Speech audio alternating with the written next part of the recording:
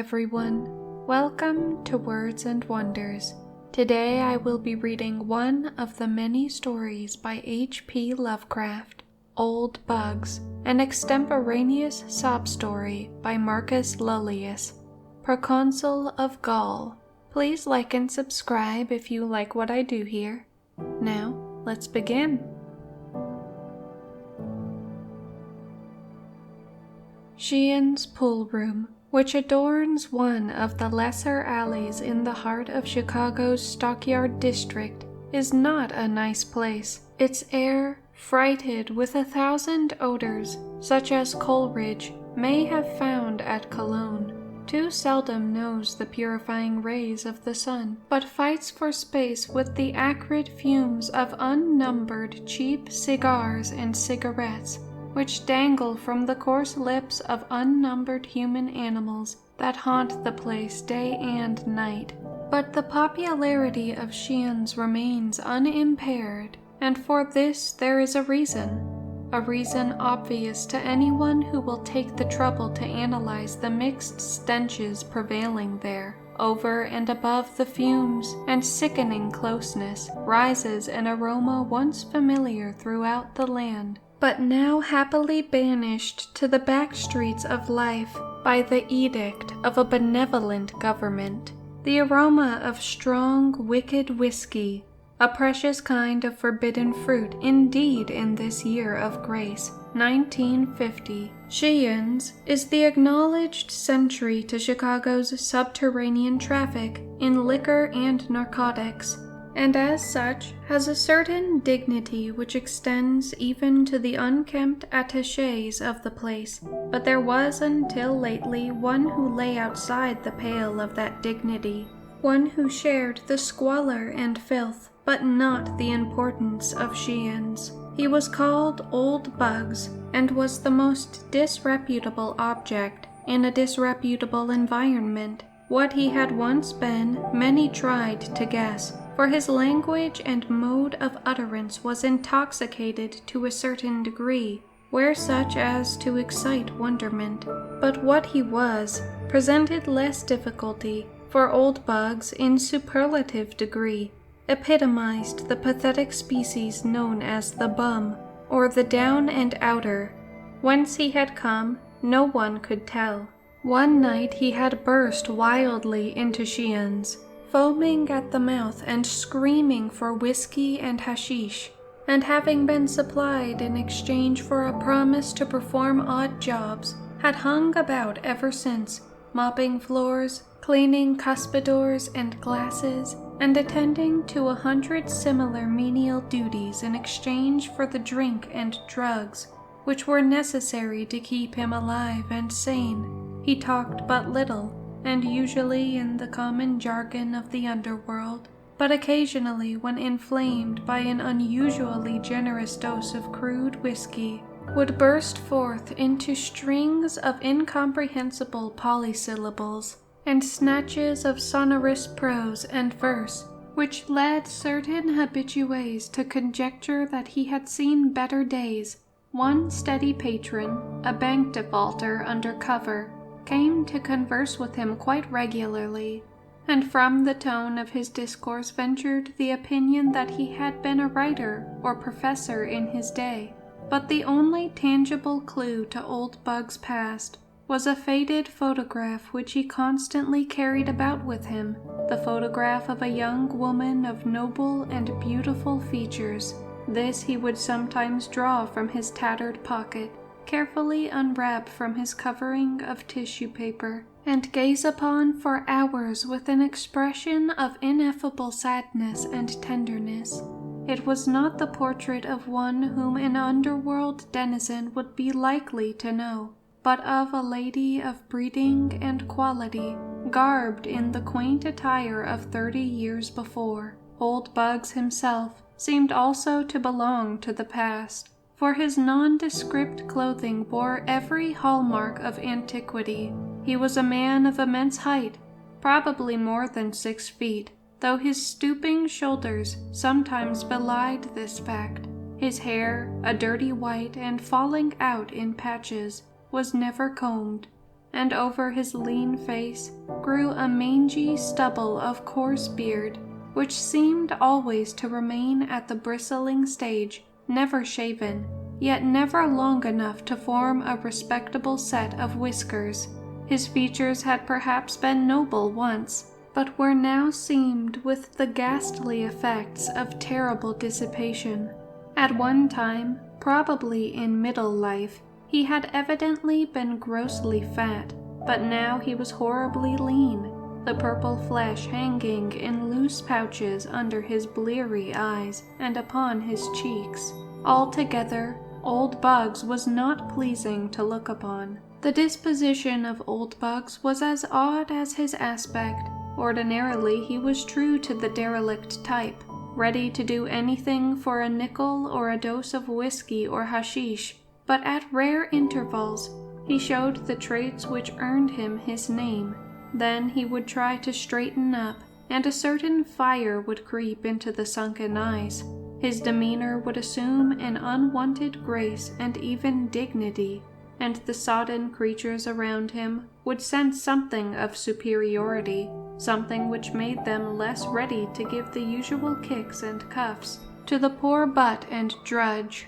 At these times he would show a sardonic humor, and make remarks which the folk of Shians deemed foolish and irrational. But the spells would soon pass, and once more Old Bugs would resume his eternal floor scrubbing and cuspidor cleaning. But for one thing, Old Bugs would have been an ideal slave to the establishment, and that one thing was his conduct. When young men were introduced for their first drink, the old man would then rise from the floor in anger and excitement, muttering threats and warnings, and seeking to dissuade the novices from embarking upon their course of seeing life as it is. He would sputter and fume, exploding into sesquipedalian admonitions and strange oaths, and animated by a frightful earnestness which brought a shudder to more than one drug-racked mind in the crowded room. But after a time, his alcohol-enfeebled brain would wander from the subject, and with a foolish grin, he would turn once more to his mop or cleaning rag.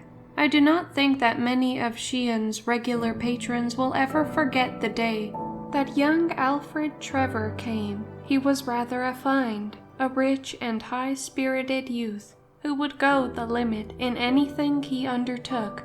At least that was the verdict of Pete Schultz, Shian's runner, who had come across the boy at Lawrence College in the small town of Appleton, Wisconsin. Trevor was the son of prominent parents in Appleton. His father, Carl Trevor, was an attorney and citizen of distinction, whilst his mother had made an enviable reputation as a poetess under her maiden name of Eleanor Wing.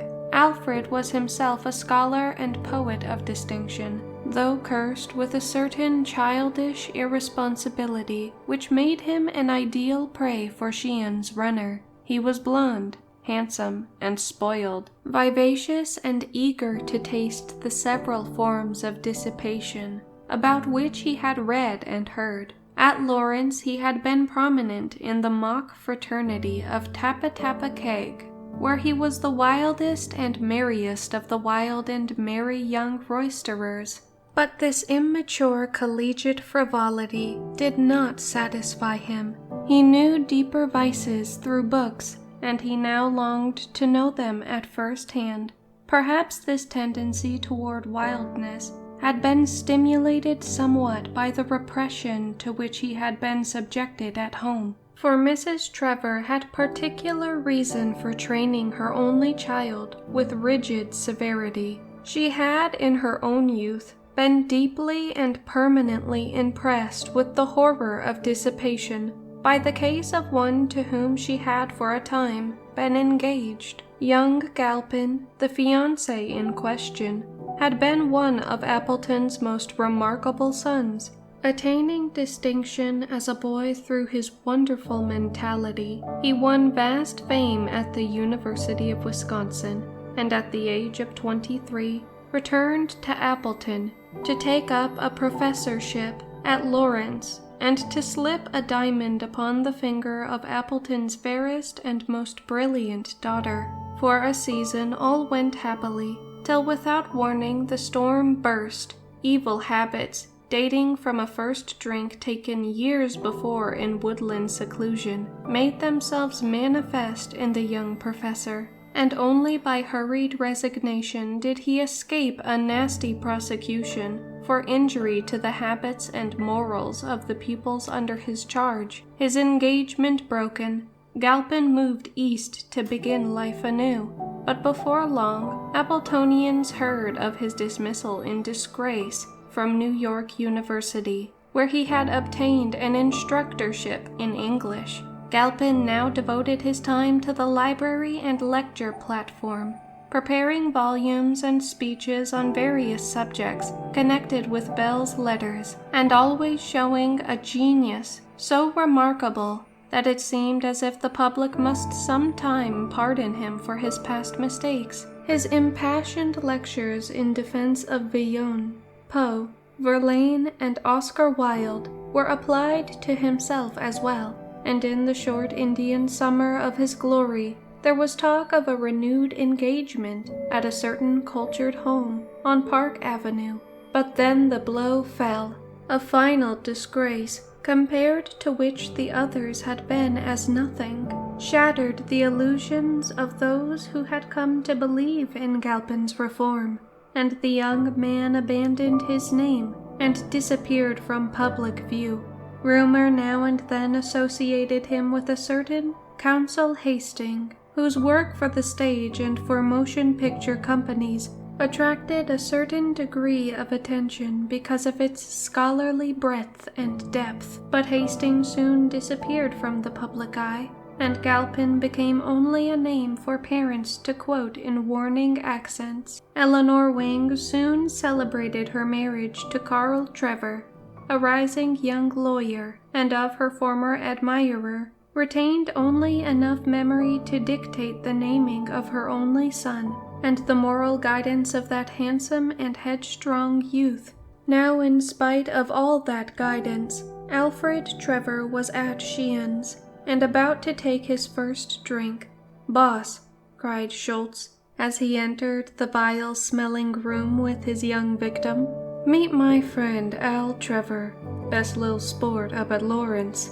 That's an Appleton whiz, you know. Some swell guy, too. Father's a big corporation lawyer up in his burg, and his mother's some literary genius. He wants to see life as she is, wants to know what the real lightning juice tastes like. So just remember he's my friend and treat him right." As the names Trevor, Lawrence, and Appleton fell on the air, the loafers seemed to sense something unusual. Perhaps it was only some sound connected with the clicking balls of the pool tables, or the rattling glasses that were brought from the cryptic regions in the rear. Perhaps only that, plus some strange rustling of the dirty draperies at the one dingy window. But many thought that someone in the room had gritted his teeth and drawn a very sharp breath. "Glad to know you, Sheehan," said Trevor in a quiet, well-bred tone. "This is my first experience in a place like this, but I am a student of life, and don't want to miss any experience. There's poetry in this sort of thing, you know, or perhaps you don't know, but it's all the same." "Young feller," responded the proprietor, "you come to the right place to see life. We got all kinds here, real life and a good time. The damn government can try to make folks good if it wants to, but it can't stop a feller from hitting her up when he feels like it. What do you want, feller? Booze, coke, or some other sort of dope? You can't ask for nothing we ain't got." Habitués say that it was at this point they noticed a cessation in the regular, monotonous strokes of the mop. "I want whiskey, good old-fashioned rye," exclaimed Trevor enthusiastically. "I'll tell you, I'm good and tired of water after reading of the merry bouts fellows used to have in the old days. I can't read an Anacreontic without watering at the mouth, and it's something a lot stronger than water that my mouth waters for. Anacreontic? What in the hell's that? Several hangers-on looked up as the young man went slightly beyond their depth, but the bank defaulter undercover explained to them that Anacreon was a gay old dog who lived many years ago and wrote about the fun he had when all the world was just like Sheehan's. "Let me see, Trevor," continued the defaulter. "Didn't Schultz say your mother is a literary person too?" "Yes, damn it," replied Trevor. "But nothing like the old Tian. She's one of those dull, eternal moralizers that try to take all the joy out of life. Namby-pamby sort. Ever heard of her? She writes under her maiden name of Eleanor Wing." Here it was that old Bugs dropped his mop. "Well, here's your stuff," announced Sheehan jovially as a tray of bottles and glasses were wheeled into the room. "Good old rye, and as fiery as you can find anywheres in Chi." The youth's eyes glistened, and his nostrils curled at the fumes of the brownish fluid which an attendant was pouring out for him. It repelled him horribly, and revolted all his inherited delicacy, but his determination to taste life to the full remained with him, and he maintained a bold front. But before his resolution was put to the test, the unexpected intervened. Old Bugs, springing up from the crouching position in which he had hitherto been, leaped at the youth and dashed from his hands the uplifted glass, almost simultaneously attacking the tray of bottles and glasses with his mop, and scattering the contents upon the floor in a confusion of odoriferous fluid and broken bottles and tumblers. Numbers of men or things which had been men dropped to the floor and began lapping at the puddles of spilled liquor, but most remained immovable, watching the unprecedented actions of the barroom drudge and derelict. Old Bugs straightened up before the astonished Trevor, and in a mild and cultivated voice said, "Do not do this thing. I was like you once, and I did it. Now I am like this." "What do you mean, you damned old fool?" shouted Trevor. "What do you mean by interfering with a gentleman in his pleasures?" Sheehan, now recovering from his astonishment, advanced and laid a heavy hand on the old waif's shoulder. "This is the last time for you, old bird," he exclaimed furiously. "When a gentleman wants to take a drink here, by God he shall, without you interferin'. Now get the hell out of here afore I kick hell out of you." But Sheehan had reckoned without scientific knowledge of abnormal psychology and the effects of nervous stimulus. Old Bugs, obtaining a firmer hold on his mop, began to wield it like the javelin of a Macedonian hoplite, and soon cleared a considerable space around himself, meanwhile shouting various disconnected bits of quotation, among which was prominently repeated, "The sons of Belial, blown with insolence and wine." The room became pandemonium, and men screamed and howled in fright at the sinister being they had aroused. Trevor seemed dazed in the confusion, and shrank to the wall as the strife thickened. "He shall not drink! He shall not drink!" Thus roared old Bugs as he seemed to run out of, or rise above, quotations. Policemen appeared at the door, attracted by the noise, but for a time they made no move to intervene. Trevor, now thoroughly terrified and cured forever of his desire to see life via the vice route, edged closer to the blue-coated newcomers. Could he but escape and catch a train for Appleton, he reflected, he would consider his education in dissipation quite complete. Then suddenly old Bugs ceased to wield his javelin and stopped still, drawing himself up more erectly than any denizen of the place had ever seen him before. "Ave Kaiser, moritures, te saluto!" he shouted, and dropped to the whiskey-reeking floor, never to rise again. Subsequent impressions will never leave the mind of young Trevor. The picture is blurred, but ineradicable. Policemen plowed a way through the crowd, questioning everyone closely, both about the incident and about the dead figure on the floor. Sheehan especially did they ply with inquiries, yet without eliciting any information of value concerning old bugs. Then the bank defaulter remembered the picture and suggested that it be viewed and filed for identification at police headquarters. An officer bent reluctantly over the loathsome, glassy-eyed form and found the tissue-wrapped cardboard, which he passed around among the others. "Some chicken," leered a drunken man as he viewed the beautiful face, but those who were sober did not leer. Looking with respect and abashment at the delicate and spiritual features, no one seemed able to place the subject, and all wondered that the drug-degraded derelict should have such a portrait in his possession. That is, all but the bank defaulter, who was meanwhile eyeing the intruding bluecoats rather uneasily. He had seen a little deeper beneath Old Bug's mask of utter degradation. Then the picture was passed to Trevor, and a change came over the youth. After the first start, he replaced the tissue wrapping around the portrait, as if to shield it from the sordidness of the place.